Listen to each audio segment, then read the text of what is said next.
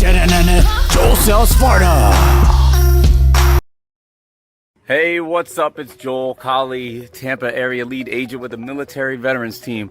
I'm here in Live Oak today. We're doing a full home inspection. This is a 3,000 square foot house with a pool, brand new roof, mostly new appliances, but it was built in 2005, so that's kind of around the age where some stuff starts to pop up. So I fully expect to maybe have some leaky sinks, or maybe some outlets that aren't grounded, or maybe even some outlets that don't work and those sort of things. But typically, you know, a house 20 years old, if it was built by a reputable builder, which these houses in here were, you're usually still going to be in pretty good shape. There might be some cosmetic stuff which is not part of the inspection, although, you know, if it's something cosmetic but it's kind of serious and it would be a big deal to the client, I'm typically still going to ask for that. And I'm going to kind of just walk through and show you a couple things, and hopefully you learn something today, and hopefully I'll see you at an inspection on a house that I sell you soon. Have a great day. All right, folks. So part of the home inspection obviously is to check the faucets and the shower and the bathtub, make sure that it drains. You know, make sure that when you pull the stopper up that it kicks the shower on. So we're all good there. And of course, during the inspection, he's going to let that run for a lot longer, but I'm just doing this to show you. Now, the main item that I wanted to show you here is that, so I come up here and I turn on the faucet. That's not great flow on the hot water side, but it's sufficient. And I turn on the low side and it's like a little trickle. Now, most inspectors would do that and probably just say low water pressure on the cold side of the left sink. But I'm going to come under here and I'm going to check the shutoff. And lo and behold, the shutoff is turned all the way to the right. So I have just solved the problem.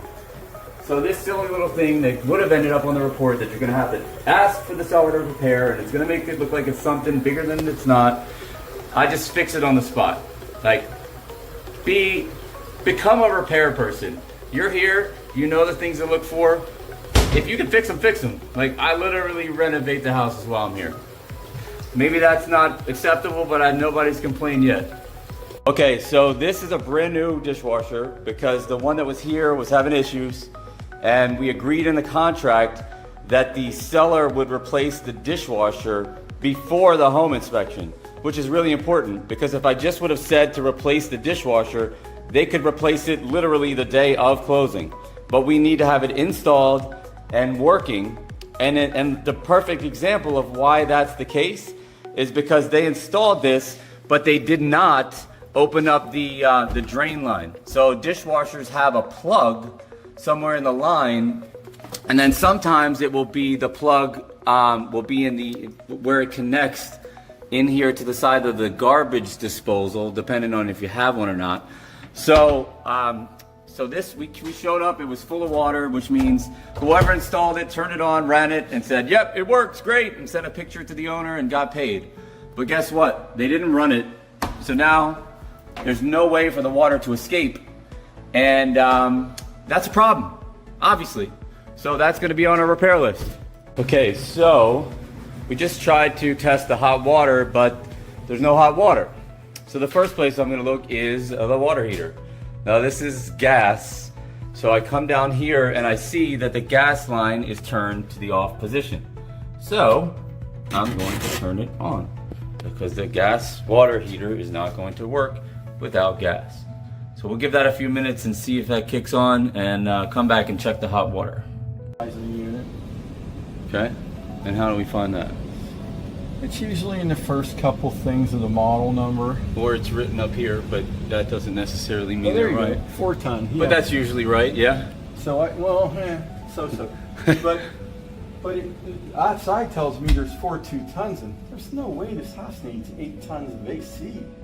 But is that okay? It'll still work, right? Yeah, it's kind of an overkill, but let's see, on an older unit, I'm looking in the attic. I'm not really doing an attic inspection right now. I need to do the wind mitt, which is going to be over this side. So I got to flip this around. So we're looking for what? For straps? Yeah, straps. Yeah, hurricane straps. And, what else? straps, what kind of straps. Basically that. Okay, so this house has a brand new roof. And can you just talk about, we had talked about, usually the wind mitt, when you have a brand new roof, will pay for the whole inspection, right? So you'd be foolish not to get it. Yeah. The reason for that is they don't change the straps or anything, but they put more and better nails in it to hold the roof down when they put a new roof on than they used to. Okay. So because the code is different. higher, higher quality. Okay. From hurricanes. Perfect. Size out of the unit and the age on it. Okay, so we're looking at the downstairs unit, which is gas, original to the home. So this unit is original, Bob, but they replaced the coils. You said. Replaced the coil. That's correct. So and that is sufficient in your mind. I mean, that gives it kind of like a resurrection almost, right? Yeah, gas furnaces last a long time. Well, I know mine's been, it's 2005 and it's still running. And Carrier's a good unit, you would say, yeah? One of the best. Up north, we had them for like 30 years. And you got to think about down here, your furnace doesn't run hardly at all. Yeah. So if it's 20 years old, it's really only in real life, it's like 10 years. But this is still the air handler, so this is just pushing it's basically like a fan, right? It's pushing the cold air through the house. Okay, so now we've got the washing machine running, the dryer running, and that's typically what happens. You get the sinks up and running, you turn on the appliances, run the dishwasher. Just basically, you're running everything in the house. You're basically giving a test drive. So imagine, like if you go to a dealership to buy a car, you're gonna test drive the car, right?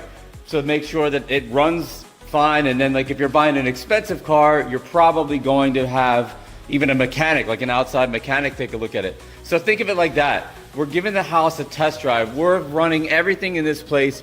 Anything that could possibly be broken, break down, not function right, run too loud, like an AC unit. We're really just running the house to the max. Make sure the pool pumps are working. Make sure there's no leaks in the roof. We get everywhere. We crawl in the holes and the crevices and we turn everything on and make sure that by the time the buyer moves into this house, that everything is working as it should be so that there's no issues.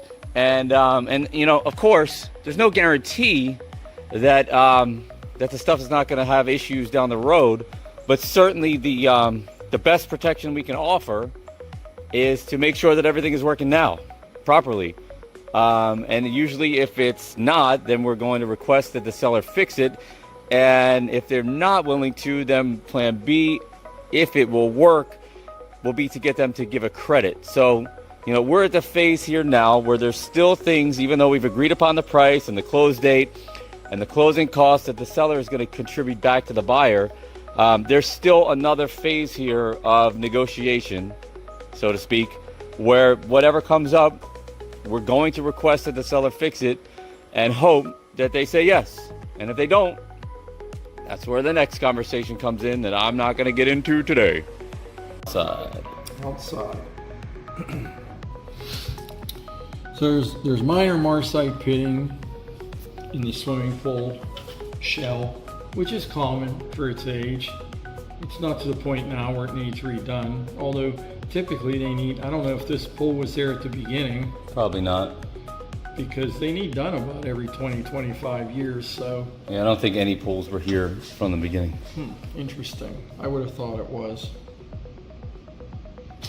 But the cage has, you want me to show you that? The cage has. Please. Yeah, we're gonna ask for that.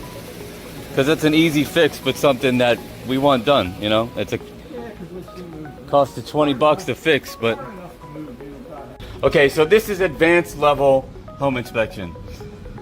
So we're here and we're running the unit, and this is the condensate drain line. This is the condensate pump. So what happens with a system like this, when this, I'm gonna show you, so I opened this up because this is a clean out, which is usually accessible. And if you look down in there, you can see the water, the cold water flowing from where the condensation has come over these coils. You see it just shut off now, so it's gonna stop condensating. So what I'm doing here as the agent is double checking to make sure that this pump works, because if it doesn't, it will backflow into here. And the reason that I'm doing this is just because this is what I like to do. I know houses, I understand houses. I'm helping my inspector out because this takes time. So what I'm doing is just filling it up with water to try to kick this pump on, because the alternative is we have to wait until it drips slowly out of here, and realistically, this won't even fill up to test it while we're here. So that's what I'm doing. So the inspection is finished, and now we're just going to quickly go over the report. We're working on the summary. So on the heating and air, do you want me to put on the summary that there's a condensate pump and that she should? No, because I'll explain that to her. Report. Because this is what I used to go to the other agent. So only problems here, please. Takes us through that. There's nothing. Let me see what I skipped. There's nothing on the electric. It's an Eaton panel. Everything's in shape, correctly wired correctly. Grinding's good. Grind faults are good. Okay. Okay. Check all that. So we're at the plumbing. So the sprinkler only has 2 zones working.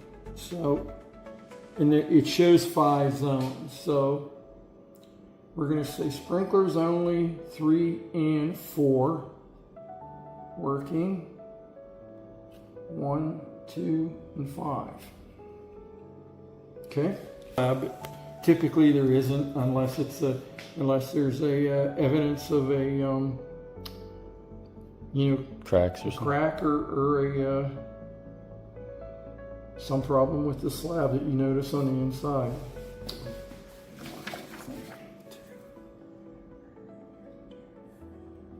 This is quick.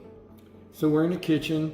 The dishwasher won't drain, most likely because the plug is still in. It's a new unit, so it looks good, but the plug's probably still in, and that's why it won't drain. So somebody needs to look at that. So we're going to add that to the list. Refrigerator. Filter needs replaced. And I don't know which one this is, but just to give you an idea, the average filters are like $15. Everybody in our subdivision on that particular unit, the filters are, I think, $45. Amazon.com. So we're not talking a nickel item either. Amazon.com. So here's another thing I wanted to add to this video. When I'm at the inspection, I take pictures of the things that are wrong, because it gets a little convoluted when you got a 50-page report. So what I'm doing is making my own list. I attend almost all of my inspections. It's very rare that I don't attend, because this is the make or break part of your deal. You spent all this time to get this house under contract. You don't want any surprises. And I want, when I tell the buyer what is wrong, like, so here we got these stucco cracks, which is not a big deal. They can be caulked and painted with this elastomeric caulk, and because it stretches. And we have, like, here, this little, like, the screen. Like, this is not a big deal, but it's certainly, if I'm buying a house, like, the screens are expected to function properly. So it can be replaced, it can be repaired, and we're gonna put it on the list and see what they say. Joel sells Sparta.